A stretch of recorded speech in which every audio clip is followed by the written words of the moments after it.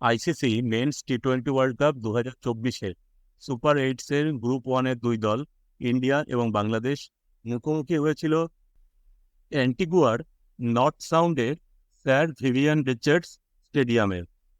এই ম্যাচটিতে ইন্ডিয়া 50 রানে জয়লাভ করে। বাংলাদেশ টসে জিতে প্রথমে বোলিং করার সিদ্ধান্ত নেয়। ইন্ডিয়ার হয়ে ওপেন করতে আসেন রোহিত শর্মা এবং বিরাট কোহলি। এই ম্যাচে ইন্ডিয়ার ইনিংসের শুরুটা ভালো হয়েছিল। ইন্ডিয়া 39 রানের একটি ওপেনিং পার্টনারশিপ করে। বাংলাদেশ নতুন বলে স্পিন বোলিং দিয়ে আক্রমণ শুরু করেছিল। প্রথম 3 ওভারে ইন্ডিয়া কোনো উইকেট না হারিয়ে 29 রান করেছিল। দুই ওপেনারই ইন্ডিয়ার যথেষ্ট ভালো খেলছিলেন। চতুর্থ ওভারে সাকিবুল হাসান আউট করে দেন রোহিত শর্মাকে। রোহিত শর্মা করেন 11 বলে 23 রান এবং তিনি 3টি 4 এবং 1টি 6 মারেন। পাওয়ার প্লের 6 ওভার শেষে ইন্ডিয়া করেছিল 1 উইকেটে 53 রান। পাওয়ার প্লের পরেও দারুণ খেলছিলেন বিরাট কোহলি, তাকে দারুণ সঙ্গ দিচ্ছিলেন ঋষভ পান্ত। যখন মনে হচ্ছিল বিরাট কোহলি একটা বড় স্কোর করবেন, তখন তানজিম হাসান সাকিবকে এগিয়ে এসে মারতে গিয়ে বোল্ড আউট হয়ে গেলেন বিরাট কোহলি। বিরাট কোহলি আউট হলেন 9ম ওভারে। বিরাট কোহলি করলেন 28 বলে 37 রান, তিনি 1টি 4 এবং 3টি 6 মারেন। এরপরে ব্যাট করতে এসে তাড়াতাড়ি আউট হয়ে গেলেন সূর্যকুমার যাদব। 9ম ওভারেরই তৃতীয় বলে তিনি আউট হলেন।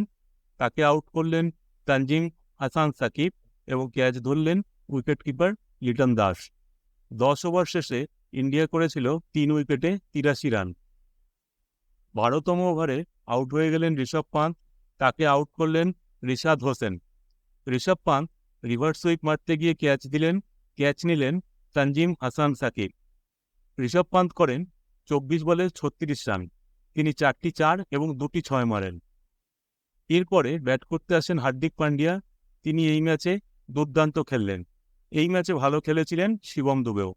15 ওভার শেষে ইন্ডিয়া করেছিল 4 উইকেটে 134 রান। হার্দিক পান্ডিয়া এবং শিবম দুবে অত্যন্ত আক্রমণাত্মক ব্যাটিং করছিলেন। তারা 34 বলে 53 রানের একটি পার্টনারশিপ করেন।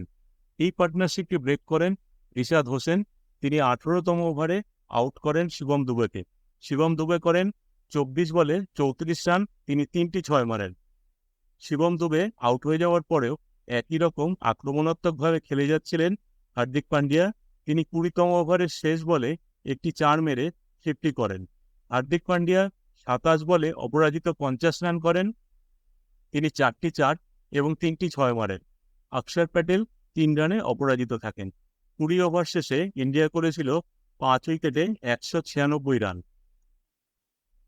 বাংলাদেশের বোলারদের মধ্যে তানজিম হাসান সাকিব ও রিশাদ হোসেন 2টি করে উইকেট নেন। সাকিব আল হাসান নেন 1টি উইকেট। বাংলাদেশের হয়ে ওপেন করতে আসেন লিটন দাস এবং তানজিদ হাসান। বড় রানের লক্ষ্যে খেলতে নামলে হাতে উইকেট থাকা খুবই সুবিধাজনক হয়। বাংলাদেশও ইনিংসের প্রথম 4 ওভারে কোনো উইকেট হারায়নি এবং প্রথম 4 ওভারে তারা 27 রান করেছিল। লিটন দাস এবং তানজিদ হাসানের ওপেনিং পার্টনারশিপটি হয়েছিল 35 রানের। 5ম ওভারে বাংলাদেশ তাদের প্রথম উইকেট হারালো। আউট হলেন লিটন দাস, তাকে আউট করলেন হার্দিক পান্ডিয়া। ক্যাচ ধরলেন সূর্যকুমার যাদব। লিটন দাস করেন 10 বলে 13 রান, তিনি 1টি 4 এবং 1টি 6 মারেন। পাওয়ার প্লের 6 ওভার শেষে বাংলাদেশ করেছিল 1 উইকেটে 42 রান। এরপরে তানজিদ হাসান এবং নাজমুল হোসেন শান্টু ভালোই খেলছিলেন, কিন্তু বাংলাদেশের আরও দ্রুত রান তোলার প্রয়োজন ছিল।